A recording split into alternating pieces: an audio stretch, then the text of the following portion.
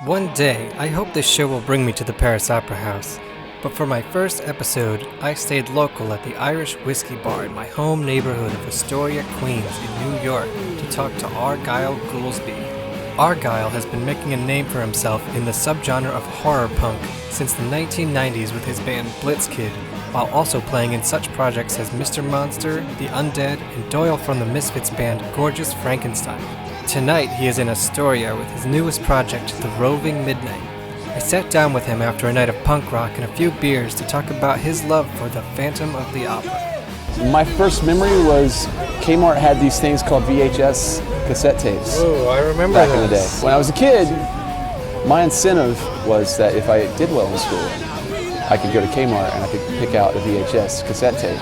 Mind you, we had no VCR. We had to rent those from Adventureland Video, but I didn't care because the art on all those boxes were so intriguing.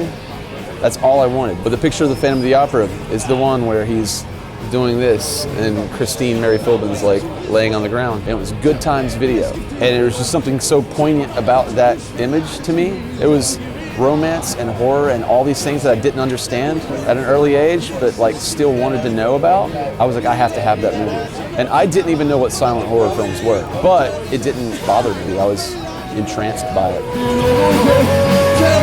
I was always into horror. As early as I can remember, Halloween was a big deal for me.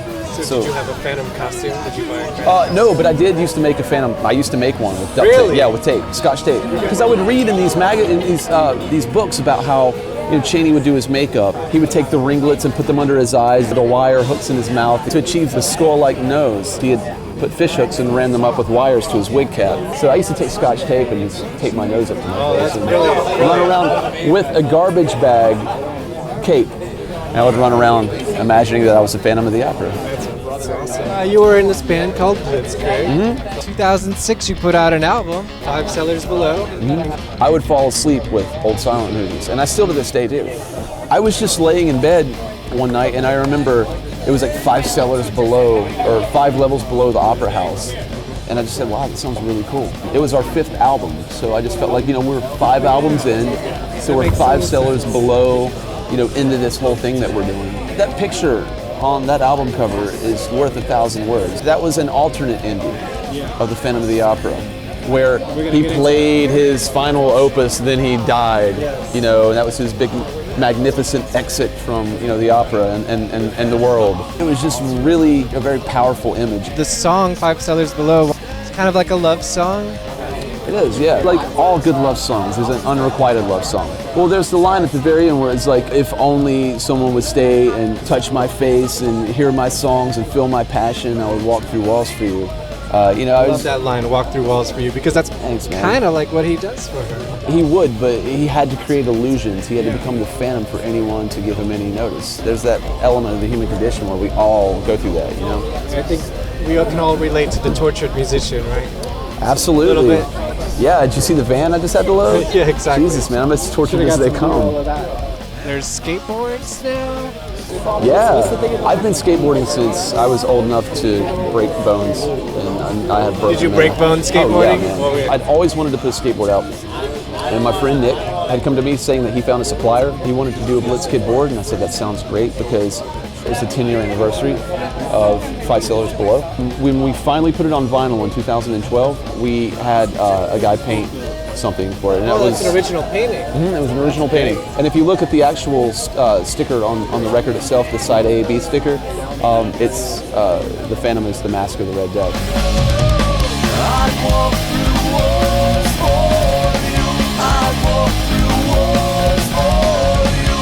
On stage with you, you have an amp. That is the Phantom of the Opera as the Red Death. Yes. How many people have seen you with the Phantom?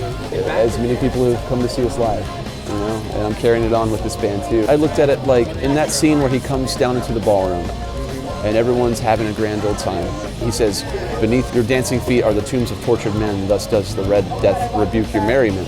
And what I do, I'm on stage and there's all these people out in the crowd dancing and having a grand old time. So it's almost like the Red Death is on stage with me, having his moment. It's like bringing that scene from that movie on stage with me. But it's also this weird kind of esoteric subliminal reminder that beneath everyone's feet are the tombs of tortured men. Do you have any Phantom tattoos?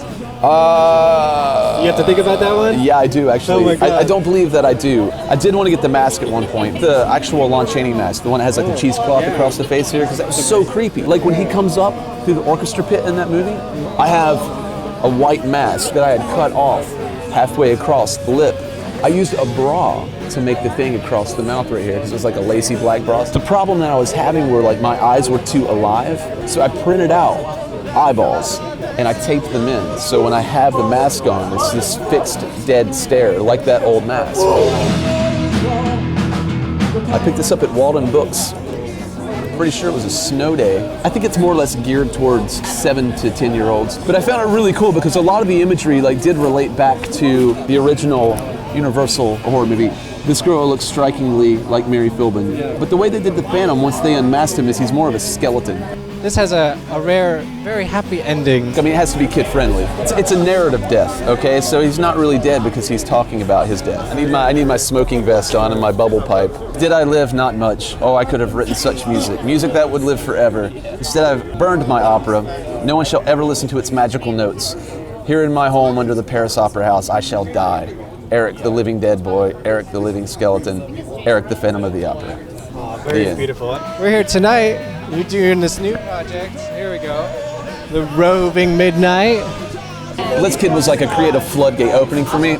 We developed a very consistent particular sound for what we did, and we tried to stay upbeat, energetic, and punk rock. That didn't mean that the influences that I had all throughout that time weren't still influencing me. I've always loved Sisters of Mercy, Bauhaus. When their influences found their way into my songwriting, it didn't always create a Blitzkid song. I just went back to all those songs and I was like, well, let me look at this and let me see what I have. And I started developing them. And I noticed that everything was kind of taking on more of a death rock kind of vibe. I wanted to put all that music out and let everybody hear what I was doing.